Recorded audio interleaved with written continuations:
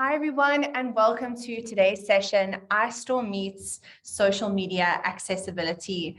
I hope that you are as excited for today's session as I am. I'm just having a little bit of problem changing my slides here. I'm sure that it'll be fine just now. But without further ado, I want to introduce myself. My name is Chelsea Williamson, and I'm the Inclusion and Accessibility Specialist at iStore, iSchool Africa, and iStore Education. I really do love what I do. I love being able to make content accessible and inclusive for and with people with disabilities. And today's session is going to be focusing on how we can do just that using our social media accounts, using our social media following, and all of that. And I'm really excited that everybody here today has joined, because I believe that it's going to give you some valuable insight and some valuable tools and tips on how you can make sure that your social media is inclusive and accessible. So as you would have seen when you popped on today's chat, I've got a poll running that's just checking in with you. How are you feeling today? On a scale of 1 to 10, 1 being, are you feeling terrible? 10 being, you're feeling amazing. And what's amazing is so far out of everybody that's attending, we've only got 8s, 9s, and 10s. So that's amazing. And it's amazing to see that everybody that's attending today's session is feeling amazing, at least 80% amazing, and I will take that. I'm also, I'd probably say about an 8 or 9 as well today, so that's great to be with like-minded individuals. Like I mentioned, today's session is in partnership with iStore Education, previously known as Think Ahead, and we're excited to announce this partnership with Think Ahead, uniting with the iStore to bring schools, teachers, parents, and families iStore Education, giving you the same value, the same quality from Think Ahead, just with new partnership and with new resources. So for those of you that knew Think Ahead, we are now iStore Education. And in today's session, I really want to encourage you to engage with me. Pop any comments, questions, feedback, anything that you would like in the chat section. I've got the chat section open right here, so I can see as I'm going along who's saying what. But I also have polls running throughout my webinars. Personally, just because I know people respond better to polls than they do to the chat section. If you ask somebody to type something in the chat section, they're not going to chat. As you know, when you've joined, you would have seen saying, hi, everyone, in the chat section. Let us know who you are and where you're joining from. But no one replies to the chats. But the polls, everybody's replied to, which is amazing. So I'm really great to see that. So we're going to have polls running throughout the webinar as well. If you struggle with it, please let me know. And also, we'd love to hear from you. If you'd like to host an iStore Meet session, if there's something that you are passionate about and that you believe that you could present really well on, please feel free to email us at istore.meets@istore.co.za and let us know what your session idea is. We'd love to hear from you. And lastly, on social media, we have constant competitions running. Just simply take a photo of today's session and share it on your favorite social media platform using the hashtag iStore Meets, and stand a chance to win a gift from the iStore. So really feel free to share, take photos, your favorite learnings from today, and just share them on social media, and you could win amazing prizes. So I've already introduced myself briefly, Chelsea Williamson. I'm the Inclusion and Accessibility Manager for iSchool Africa, iStore Education, and I consult with the iStore, hence today's iStore Meets. I really do love what I do, and I've always been passionate about inclusion and accessibility from the age of, I don't know, very, very young. In primary school, this was all I ever wanted to do. And I really do love what I do. So before I get started in my top tips for social media accessibility, those of you that know accessibility and that term accessibility, it's generally geared towards creating content or creating the environment or creating our language to be accessible for a specific target of minority group of people. And that group of people is people with disabilities. I technically am classified as a person with a disability. I have been since the age of 9. So bear with me if I stutter or if my thought process is a bit weird. I have a neurodiverse disability, which means that I think and process information differently to most. So how What do you think of when I say the word disabled? Because I've already said it a lot. We're talking about accessibility, which generally means we're talking about disabilities or people with disabilities. But what's the first thing that comes into your mind when I say the word disabled? I'm not going to ask you to pop it in the chat. I'm not going to ask you to type it in the chat section, but just think to yourself, what is the first thing that comes to your mind when I say the word disabled? Did you think of a person in a wheelchair, or did you think of the sign? If you did, you're not alone. In fact, research shows that most people think the very same thing. The initial thought of a person with a disability is that they are less than, lacking, not going to be able to do something, or in need of accommodations. Would it surprise you, however, to know that 70% of all disabilities are invisible? And this is a statistic that was released from the United Nations. Now, I mentioned to you already that I have a neurodiverse disability, and my disability is classified as one of those invisible disabilities. Disabilities include blindness, low vision, deafness, hard of hearing, physical and motor disabilities, autism, ADHD, Asperger's, dyspraxia, bipolar, anxiety, depression, HIV and AIDS, diabetes, cancer, addiction, and so much more. But like I've already mentioned, the immediate assumption of a person with a disability is that they are less than, lacking, not going to be able to do something. However, maybe you heard the list of what I've just shared of the different types of disabilities. Maybe you're starting to think maybe you or somebody you know might actually be classified as being disabled. And generally, when I talk to people about this, it's quite a difficult thing for them to acknowledge or assess or grapple within themselves. You see, the term disabled still has so many negative connotations attached to it. And like I said, the immediate assumption of a person with a disability is that they are less than. Or on the other side of the spectrum, we have our inspiration porn, which is our, oh my gosh, you're so amazing that you have a disability and are able to do it. Won't you come onto my Instagram live and do, an interview with me about you and your disability? Or can I post about you and your disability in my blog? That's called inspiration porn. And it's something that we need to be conscious of in everything that we do. Worldwide, there are 1 billion people with disabilities. That's 1 in every 7 people. That's ultimately 15% of the world's population are people with disabilities. However, people with disabilities are not less than, they are not lacking, they are not to be pitied. In fact, they are equal members of society. And that's why we call them people with disabilities, because they're people first. They're a person first before they have a disability. And I really want to show you this marketing campaign that was released by the Paralympics, before the Paralympics, to just create awareness around what disabilities are and what it is to be disabled and some of the misconceptions around people with disabilities. And I really want to share this video with you today, and I hope that it will just inspire you to create accessible and inclusive content going forward, just knowing that people with disabilities are actually just people.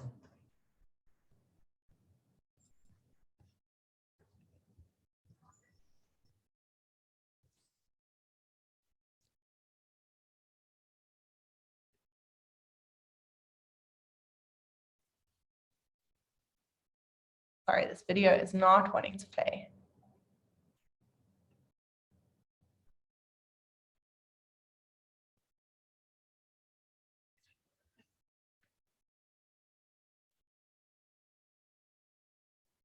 There we go. You're such an inspiration. So brave. You remind me to be happy. I love that you don't let it get you down. Good for you. It breaks my heart. Look at you out and about. You push us all to do better. You are superheroes. Really? Yeah, we're superheroes, all right. We're getting the kids out the door on time. We push strollers. Io sono il passeggino. We break phones. But there's nothing special about us. We have mortgages. Kill houseplants. Watch reality TV. Pretend we're watching reality TV. We're lessing with duvets. Get sunburn on holiday. We're politicians and lobsters. Pension advisors. We get married. We met on a blind date. And we can laugh at ourselves too. We love our grannies. And our go-go's. We pray 5 times a day. And no, I'm not praying for a cure. I'm praying for a new handbag. We swipe right. We go on first dates. I'm getting lucky too. So why the pedestals are nice? And the pity tolerated. We're not special. That's not what it's like. Non è la nostra realtà. And only when you see us. Wonderfully ordinary. Wonderfully human. Only then. Can we all break down these barriers? That keep us apart.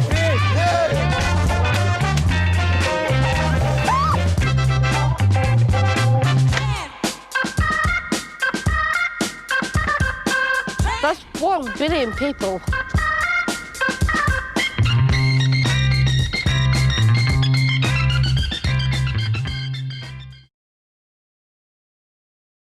I hope that that video just gave you a little bit of an insight into what disabilities are and what it is in the life of a person with a disability.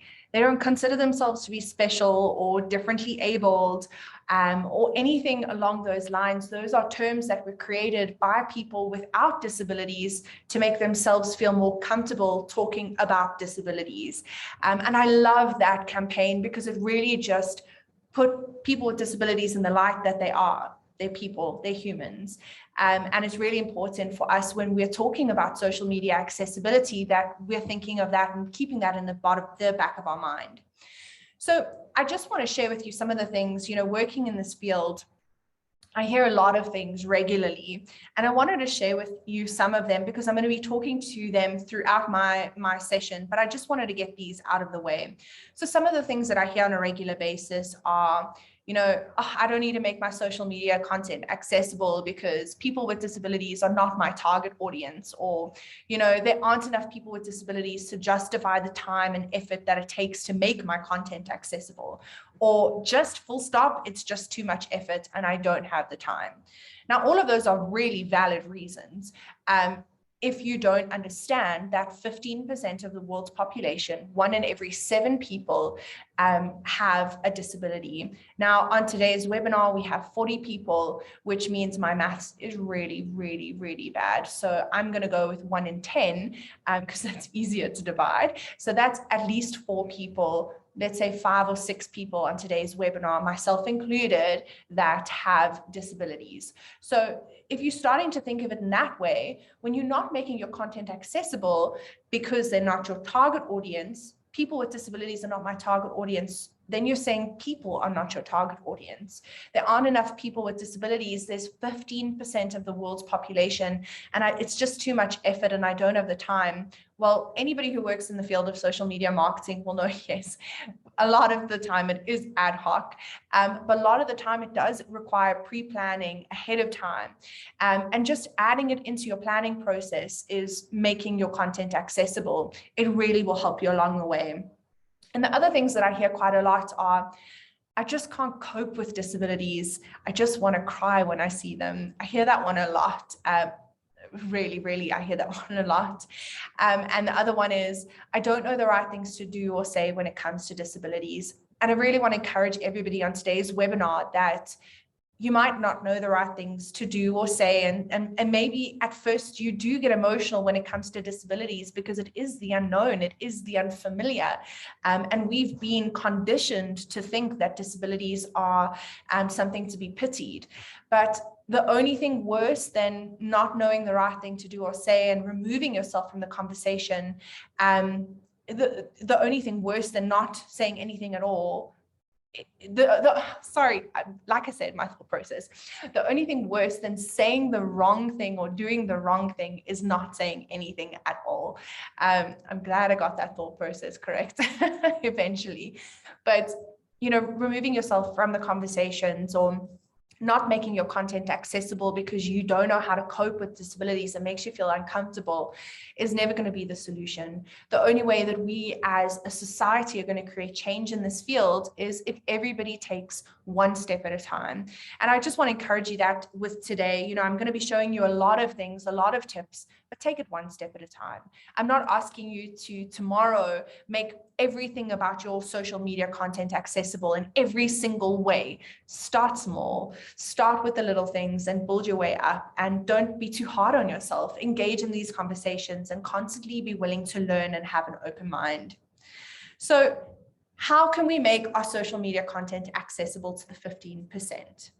Well, there's a number of ways that we can do it. And in today's webinar, I'm going to be covering 6 particular ways, my 6 top tips. And as I go along, I'm going to show you specifically how you can do it. So it's not just you walk away saying, okay, I need to add image descriptions, but you don't know how. I'm really going to show you step by step how to do it so that you can, after today's session, go and think about it and start implementing it and start thinking how you can implement it into your strategies. So the first way that we can do it is through image descriptions. There is video descriptions as well, but that's a whole nother thing. But I'm starting with image descriptions. And you can do image descriptions in 2 ways, through the use of alt text or through the use of in-copy descriptions. Now, I really want to just note here that although image descriptions is primarily focused on blind and low vision individuals through the use of screen readers, there are major benefits to adding image descriptions to your social media posts. And one of the biggest benefits is an increase in your SEO rating. So any good marketer will know SEO rating, or SEO stands for search engine optimization. Now, alt text is text that is embedded into an image. You don't ever see this text. It's there, it's embedded in the image. And I'm going to show you a video of what it's going to sound like when you've added alt text onto your social media posts. But ultimately, adding that alt text gets added to your SEO. So if, for example, you're posting an image of an iPhone, and in your alt text, you type iPhone on a gray table at the iStore, for example. Now, whenever somebody searches for the word iPhone or iStore, that post will more likely come up than other posts that don't have alt text in it, because that alt text is increasing your SEO rating. So it's really important to remember adding alt text is not only going to benefit your blind and low vision customers and consumers, but it's going to benefit you and your brand that you are representing in the long term as well. So I also did a poll on LinkedIn, and I found this very interesting. How do you prefer image descriptions to be added to your post? Through alt text or through the copy in the post?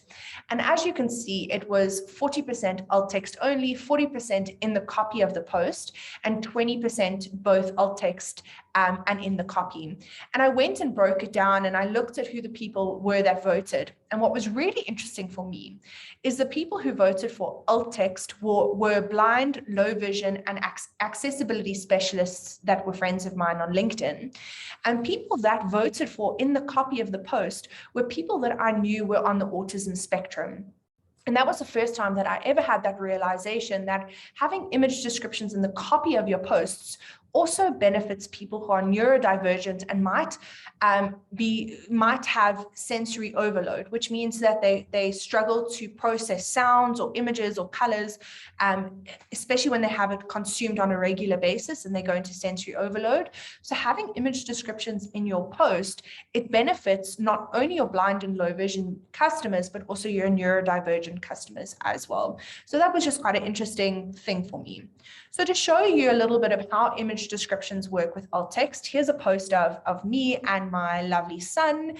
This is a post I posted on Instagram. I use alt text for all of my posts. I don't use image descriptions in the copy. That's my personal preference. I have more blind friends that have requested me using alt text, so I make sure I use alt text on all of my posts as well. So I want to show you what it's going to sound like using VoiceOver, which is Apple's free native accessibility feature. It's a screen reader that's built into every Apple device. And I want to show you what it sounds like when somebody looks at this video, at this photo, and what they're going to hear as a blind user who can't see the device, see the photo. Photo by Chelsea_accessible. Chelsea holding Judah in matching olive green outfits. Both smiling into camera, 1 of 6, 3 fingers swipe left. Okay, so you could hear that. It's Chelsea holding Judah. My name is Chelsea. My son's name is Judah in matching olive green outfits because we're both smiling into camera. So it's a very short description of what's going on in that photo. And now I know whenever my blind friends look at that photo, they're going to know what that photo is without ever needing to see that photo. So that's what alt text does. Now, how do we add alt text to our then you have the image descriptions, which is in the copy. So here is a post that I saw someone who I follow on Instagram. She uses in copy descriptions. And as you can see, she's got her photo on Instagram, but at the bottom of her post, she says photo. Some people say image description. Some people say alt text. That's your personal preference. She says, I'm standing inside a small arched trellis covered in vines. I'm holding my Mojo's leash with one hand and reaching up with the other one to touch the many fuzzy bean pods. So again, it's just describing that image for users who can't necessarily see that image without this text. Okay, so how do we add these image descriptions, specifically using alt text on our posts? So it's actually very simple, and it's just about knowing where to do it. So if you're posting on Twitter, when you upload your image, immediately as you upload an image, at the bottom, it's going to have a little button that'll say add description. Tap on that add description and you can type your alt text in there.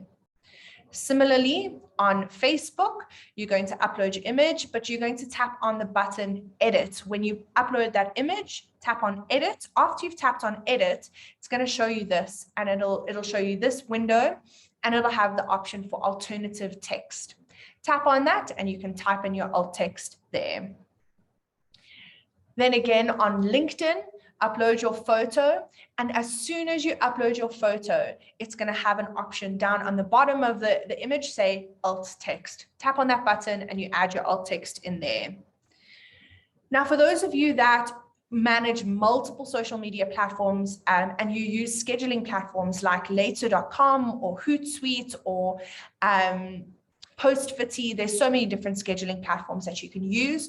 What's amazing and what I really am grateful for is all of these scheduling platforms also have the option to add alt text on it as well. So this is our Hootsuite platform. And again, you can see I've just uploaded the image. And as soon as I've uploaded that image, it has the button saying create alt text, and you can simply tap on that. And what's really great about using a scheduling platform is then you don't have to copy and paste the alt text multiple times. When you add it to the image once, when you post it on the multiple platforms, that alt text is going to be embedded in it. So again, now this is something that it's very new in its release. It was only released last month, is if you have an iPhone, you can embed the alt text into that image so that no matter where, if you share that image via email, if you share that email via WhatsApp or on social media, that alt text is going to be embedded into that image and becomes part of that image's DNA. And it's so simple to do it. And if you have an iPhone, I actually recommend doing it this way. It's going to save you a lot of time, effort, and energy. But just open up that image on your iPhone, tap on the edit button up at the top, and then you're going to tap the markup button, which is up at the top again after you've tapped edit. And then down at the bottom, you're going to have your markup tools, which is your pen, your pencil, your highlighter, your eraser, and all of that. But it also has a plus button. If you tap that plus button, you see it's going to give you an option called description. Tap on description, type in your alt text in there, and then that alt text is going to be embedded into that image forevermore. Now, again, just thinking of this alt text, it's really going to benefit you all around. And a lot of people say to me, it's so difficult when I'm posting, I'm in a rush to add the alt text, to think of what the alt text is. What I really encourage you to do is, if you've got a social media plan, which most of us should do, all you need to do is when you adding you've got your columns, you'll have your date of when the post is going out, the time of when the post is going out, the copy, the design, and so forth. Just add another column, alt text. Simple. Add another column, alt text, and then in your planning of the month, when you're designing your post, putting together your copy, you've got your alt text column. Type in the alt text there so that when you're scheduling all these posts, all of a sudden it's just a copy and paste situation. It's not needing to think on the top of your head, okay, how do I describe this image using alt text? So it's really just going to save you a lot of time if you do it that way. So I had a poll running saying, how familiar are you with accessibility? And we have 2s, 3s, and 4s. And then, and then one person saying an 8 and one person a 10. That's fantastic. I'm so grateful that there's more people coming on that are experts. They feel like they're experts in accessibility. And I'd love to hear top tips from you guys as we go along. So please, those of you that are experts, please feel free to chime in. I love to share resources and get ideas. Okay, so I'm going to launch another poll as we go into the next section, which is closed captions. Have you ever used closed captions before? You can type in yes, sometimes, or no. I'd love to hear from you if you've used closed captions before. And if you have, let me know what your favorite tip for using closed captions is. So closed captions is generally geared towards your deaf and hard of hearing individuals, your deaf and hard of hearing customers. However, Facebook and Instagram recently did a study, and the study came out saying that 85% of all videos watched on Facebook and Instagram are watched without sound. I found that so interesting. And even for myself as a hearing individual, I don't like watching videos with sound. Mostly because the time of day where I sit and I unwind is either when I'm sitting and my son might be doing something and I'll just be scrolling through social media and I don't want to have the sound playing because it will distract him from doing whatever he's doing. Or if I'm lying in bed at night and my husband might be watching the sports and I really don't want to watch the sports. So I'll let him watch it and I'll just scroll through social media. So that means that I need to make sure that my sound is off. And if a video doesn't have closed captions, I'm going to scroll past it because I'm not going to be able to engage with that content because I can't have my sound on. Really interesting. 75% of people on the session today have said that they don't use closed captions, and only one person has said that they do sometimes use closed captions. So that's fantastic. And I'm really excited, and hopefully that you'll get inspired to use more closed captions in your content. So there are multiple ways to do it. And I've just added TikTok in here. I'm not a TikTok user, to be very honest with you, but I know TikTok is one of the growing platforms at the moment. So I just wanted to add it in. So TikTok has automatically generating closed captions for individuals who are content creators. So simply when you create a video on TikTok, you see there it has the button for captions. You're just going to tap on that captions and say turn on captions, and then you can edit your captions as you go along on TikTok. Similarly, on IGTV, you can also automatically add subtitles to all of your IGTV videos. So in your profile, just head to settings, the little hamburger button on the top right corner. Then you're going to tap on settings. Then you're going to tap on account. After you've tapped on account, you're going to tap on captions and then turn on auto-generated captions. Now, once you've done that and you upload a video onto your IGTV account, tap on the advanced settings and there you'll see under accessibility, it'll say auto-generated captions, and it should automatically be turned on, but just for your own sake, you can turn that on. Just double check that it is turned on as well. This is going to automatically generate closed captions for you, and you can even go on and edit them as you go along. And this is again going to reach those 85% of people who don't watch videos with their sound on and just have automatically generated closed captions for you on your IGTV account. Similarly, if you like to use stories, whether it's on Instagram stories, when you're recording your video and you're shooting it, you're recording yourself in selfie mode, and afterwards you want to add closed captions to your video. This is a new feature and it's not yet available on all devices, so you'll just need to check if it's available on your device. After you've recorded your video, you're going to tap on the stickers button, which is that smiley face that looks like it's peeling off. Tap on that stickers button, and after you've tapped on that, it'll give you an option called captions. Tap on captions and Instagram is going to automatically create generated subtitles for you, which you can edit and change the style of, whatever your preference is, but it's going to create closed captions available for your Instagram feed. For those of you that want to post on Facebook or LinkedIn or, post on other areas using closed captions, this is my favorite hack, and not enough people know about this, but YouTube automatically generates subtitles for you. Now, I know what you're thinking. Maybe you're thinking, oh, I don't want my video to go up on YouTube for everybody to be able to see. just use YouTube to create the videos for you. You can unlist your video. So what that means is nobody else will be able to see that video except for you and except for your channel, which you, as in people that manage your channel. So you can upload this video as an unlisted video. YouTube will create these subtitles for you. Then when you go into your YouTube studio and you're editing the video, you can download the subtitles. Now, what that's going to do is it's going to download what's called an SRT file, which is it's called a subtitle file. Then when you're uploading your videos, for example, on Facebook or LinkedIn, it gives you an option when you say edit video to add captions. Now you can again upload that video, the SRT file that you would have downloaded from YouTube, you can upload it onto Facebook. Obviously, the other way of doing it is to just on Facebook post the YouTube video, but I know a lot of people in social media marketing prefer not to do it that way because Facebook has an algorithm that prefers videos that have been directly uploaded onto Facebook rather than videos that are through a third-party app like YouTube.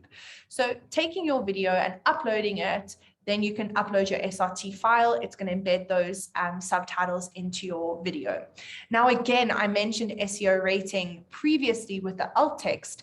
This adding subtitles, adding an SRT file to your video will also increase your SEO rating because those subtitles automatically get embedded into that video and automatically get added to the SEO of that specific post, which means if you are talking about the latest features of the iPhone, the latest features of the MacBook, when people are searching for those keywords, it's more likely to show your content than anybody else's.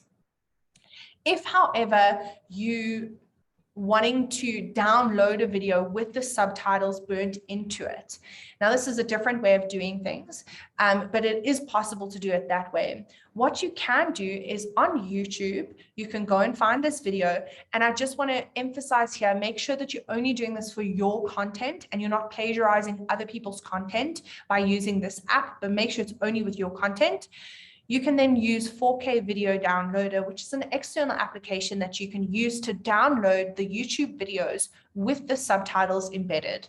Now, the reason that I mention this is because I've worked with marketers before that have access to a YouTube page or have been told to post about a YouTube video that is that specific brand's content, but they don't have back-end access to YouTube Studio in order to download the SRT file like I showed you.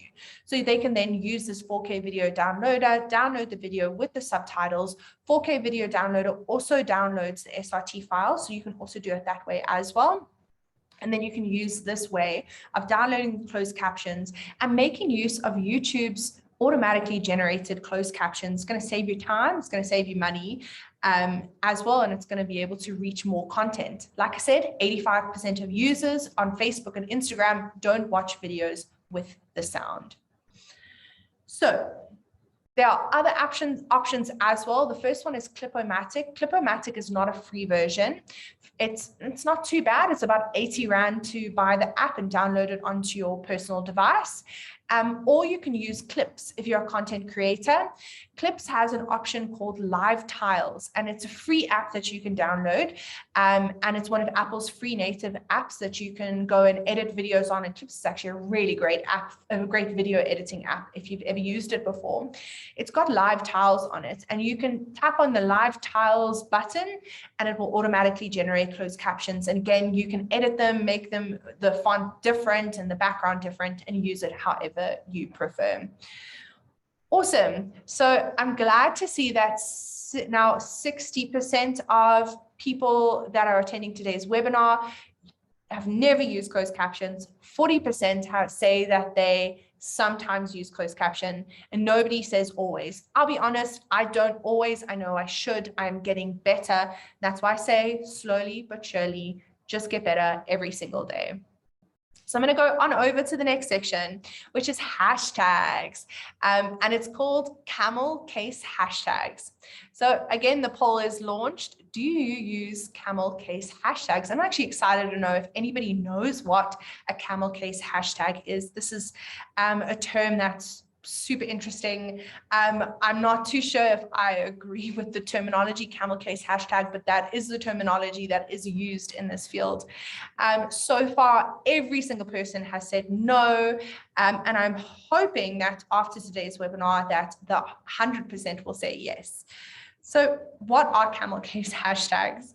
So camel case hashtags are, my husband calls it sentence case hashtags, which probably is more of an accessible term in itself. But ultimately what it means is you capitalize the first letter of every word in your hashtag. So as you can see on the screen, it has the words accessible hashtags, one being capital A, capital H, and the second one being all lowercase. Now, there are many reasons that we use camel case hashtags. First of all, screen readers don't read hashtags really well when it's hashtags that don't have capitalized letters, because screen readers are not always able to identify when a new word ends and when a new word begins. So using this means users who are using screen readers, which are your blind, low vision, your dyslexic, autistic individuals, and even your individuals who might have neurodiverse or learning disabilities and struggle just to read in general, or even your customers who might have English as a second language.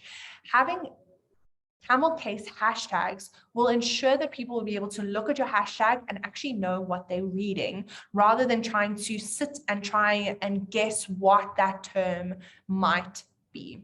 So just capitalizing the first word of every hashtag is going to really help you.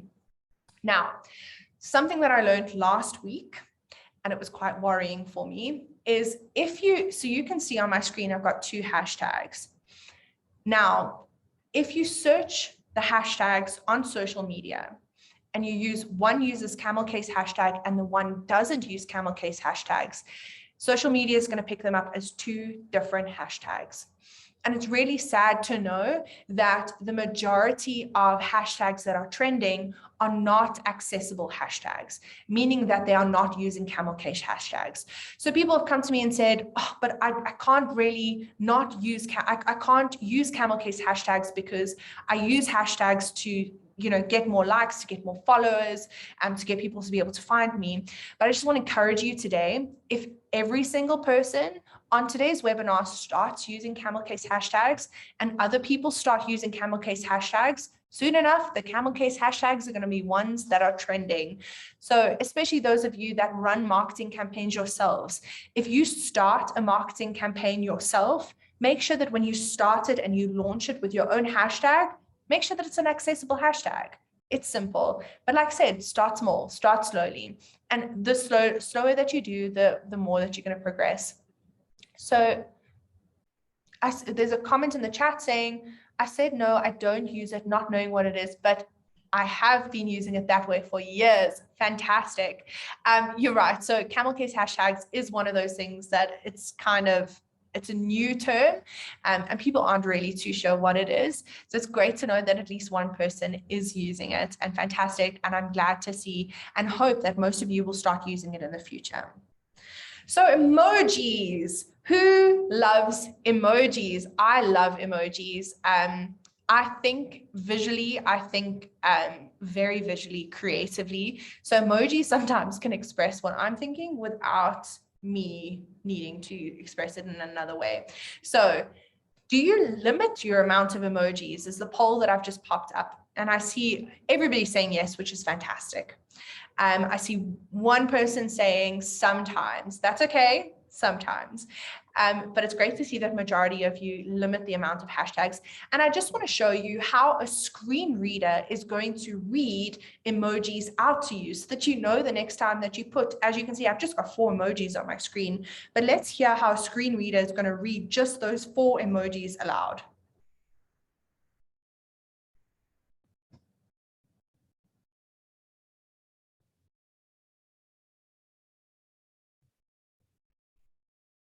Woman with medium light skin tone dancing, face rolling on the floor laughing, party popper, 2 hearts. So you can see I just used 4 hashtags there, but it goes into so much detail when you're using screen readers. light-skinned lady with a red dress dancing. I mean, that one emoji in itself, I would have scrolled past it, especially because that particular emoji, most people will put 4 or 5 just of that one emoji. And imagine somebody using a screen reader scrolling through your post, and it's going to say that thing 4 or 5 times for them. So just limit the amount of emojis that you use, and just in that simple way, you are going to be accessible. Now, moving on to the most important point. Honestly, if you take one thing away from today, I cannot stress this point enough: disability representation. And I'm going to put this up in another poll, just because I love these polls. So do you or have you ever posted about disabilities? And this is quite an interesting question, because not a lot of people have posted about disabilities, and it's quite a new topic. It's quite a new field. So people are interested in it, but they're not necessarily doing too much about it. So I'm loving 50% of people have responded. So I'm hoping that the rest of people respond. And as I go, I'll check the poll at the end. So I want to ask you this question. How many people without a disability have won an Oscar for playing a character with a disability? So what that would mean is, how many people without a disability, called non-disabled people, have won an Oscar for acting like they have a disability, whether it's through acting like they were deaf, or acting like they were autistic, or acting like they were a wheelchair user, or acting like they were blind, or acting like they were deaf and blind. How many people do you think have won an Oscar for playing a character with a disability? I'm going to give you a second to think about that. 59. 59 actors without a disability have won Oscars for playing a character with a disability. So, how many people with a disability have won an Oscar? Give you a second to think about that. 2. Marlee Matlin and Harold Russell. The most recent person with a disability to win an Oscar was in 1986. It's 2021. The last person with a disability to win an Oscar was 1986. So the reason that I bring up this point is, if you're going to be sharing about disabilities, posting about disabilities, engaging in content about disabilities, make sure that you're posting people with actual disabilities and not getting a staff member to act like they have a disability for the sake of posting about it. It's really important that we're aware of this, and we're aware of this social issue. Just thinking of it in another way, we know of theatre used to not be gender inclusive or racially inclusive, and actors used to paint themselves black in order to act like they were a black actress or actor. And likewise, back when theatre was not gender inclusive, we had male actors acting like they were female actors. And this is the equivalent of it. In today's day and age, I'm amazed that it's still happening, but it's happening on a regular basis. Actors, people without disabilities, are acting like they have one for the sake of sharing content and for the sake of content creation. And this should not be the case. So I encourage you, represent disabilities, but actually represent disabilities. And I just want to take a second here to really clap my hands to Marvel. So Marvel is releasing their new film called The Eternals, and they have cast and have cast the first deaf superhero in the world, and this is Lauren Ridloff, and she is going to be playing Marvel's, or the world's first deaf superhero. And they have cast a deaf actress in this role. And really, I just want to commend Marvel for the work that they are doing with this. And I just want to encourage more people to create content out there that is inclusive of actual people with actual disabilities. So do it, represent disabilities, talk about it, but engage with people with disabilities and get them their involvement in it.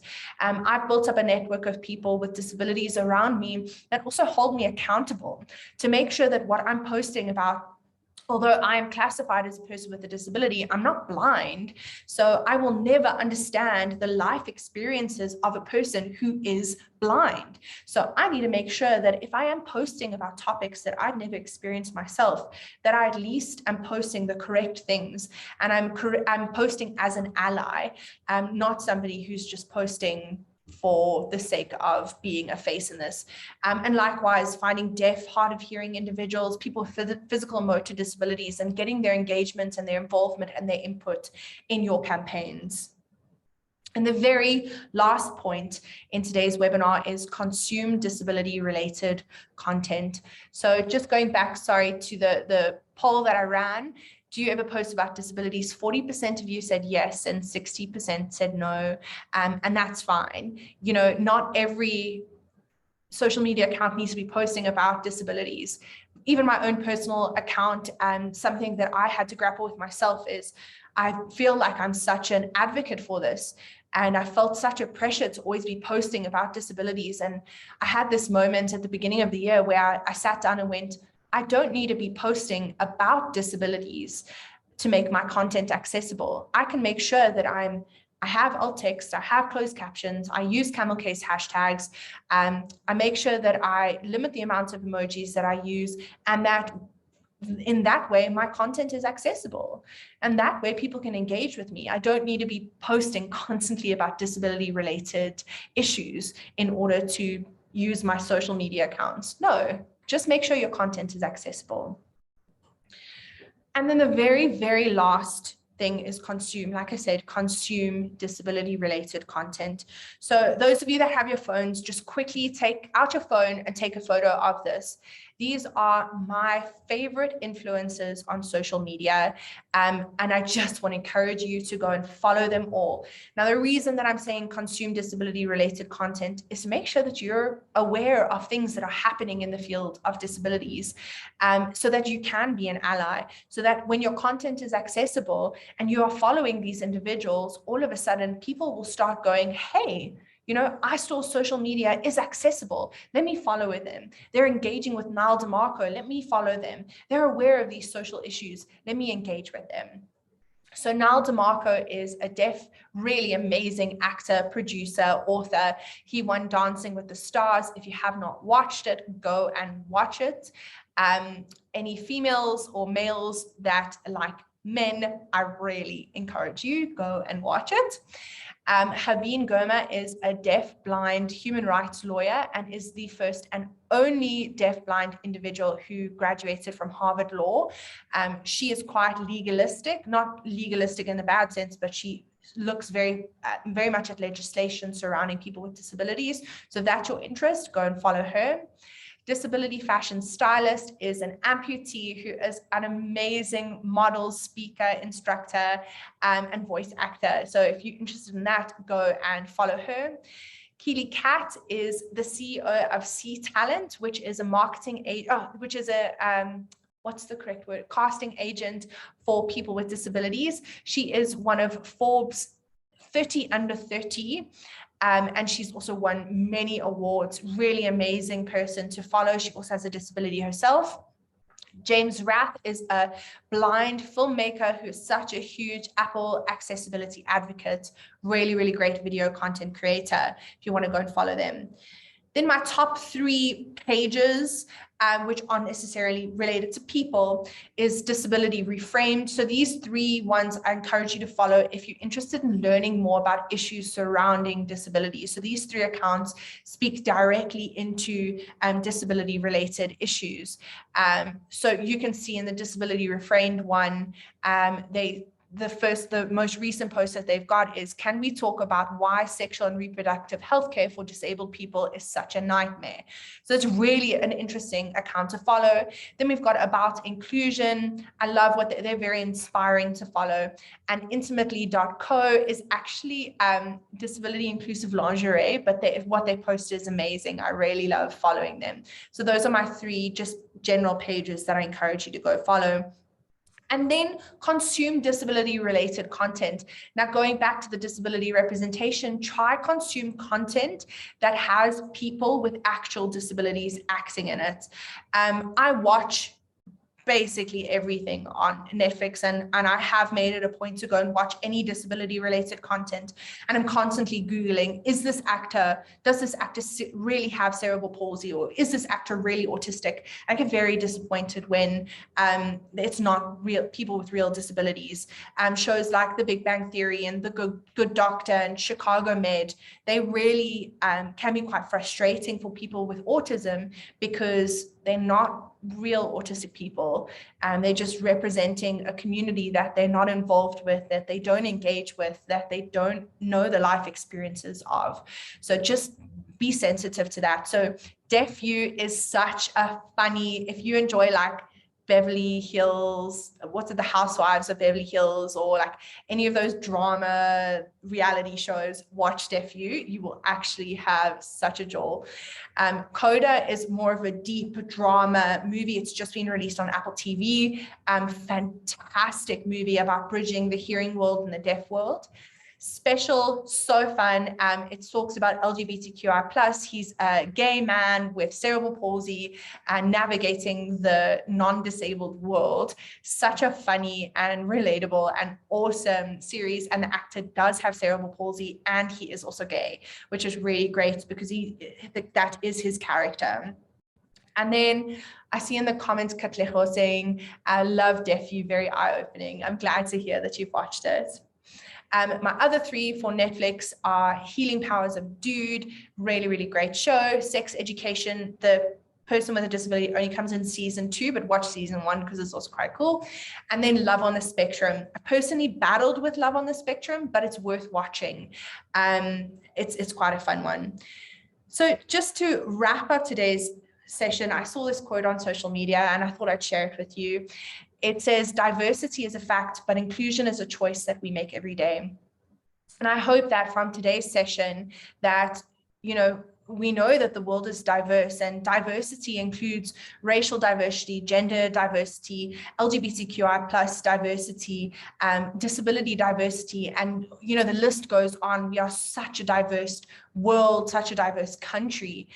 But inclusion is a choice that we have to make every single day. And a way that you can be more inclusive every single day is just by making your social media content accessible. And I've given you some really simple tips today on how you can make sure that your social media is accessible and ultimately inclusive. And I hope that it's encouraged you to just get started. I'm going to have one more poll. And I hope that you will respond. So the last poll is, will you use some of these features that you've learned about today? And what's really great is this poll is completely anonymous. So if you say to me, no, I don't mind, I'm not going to take it too personally. And I'm also going to open up if anybody has any questions in the last 5 minutes. I'd really love to hear from you and just get some feedback from you. If you have any other tips that you'd like to share with anybody, or if there's anything else that you'd like to share. And whilst I'm giving you that opportunity to type your questions into the chat section, I'm just going to share with you about some of our specials that iStore Education is currently running.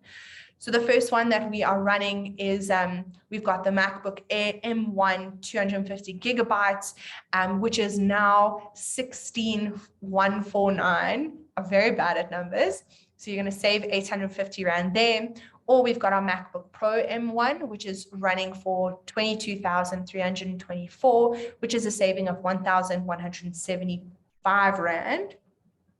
Or we've got our iPad 8th generation now from 5,399. That's nearly it was 5,999. So you can do the maths. So it's quite a big discount as well. And to simply take advantage of these discounts, just scan the QR code on your screen right now, or alternatively, you can visit istore.co.za/education-discount. And then just on the poll, I can see, this makes me happy. 83% of everybody on the call today have said, yes, they are going to use, they're going to use some of these features. And 17% say slowly and surely I will. Well, that's fantastic. I don't mind if you start slowly. I know that it's difficult, and I know that creating content that is accessible and inclusive is a change, and it does require some change in thinking, some change in planning. But I want to thank you all for attending, and thank you all for engaging with me in the polls and just letting me know your thoughts and feedbacks. I don't see any questions in the chat section. Is there anything else you'd like me to go over again or show you again? Please let me know. Or you should all have my email address. I emailed everybody 30 minutes before the session. So you have my email address. If you have any comments, questions, concerns, Chelsea, how do I do this? What was that thing that you showed me? Please feel free to email me. I'm here. I love to help people. So seriously, if you are wanting to get stuck in this journey and maybe you're interested in learning more about different forms of accessibility, feel free to reach out to me on that as well. I also run several iStore meets exploring accessibility as a whole, looking at accessibility on your iPhone, your iPad, your MacBook, your Apple Watch. So if you do know anybody with a disability and think that they could be empowered through the accessibility features, you're welcome to reach out to me as well. And without further ado then, that is absolutely everything from me. I want to thank you all again for attending and taking the time out of your Thursday to attend this webinar. And I hope that you've learned something new and some tips, some easy tips on how you can make your social media content more accessible. And I look forward to following every single one of you, all of your social media accounts, and just seeing your accessible journey.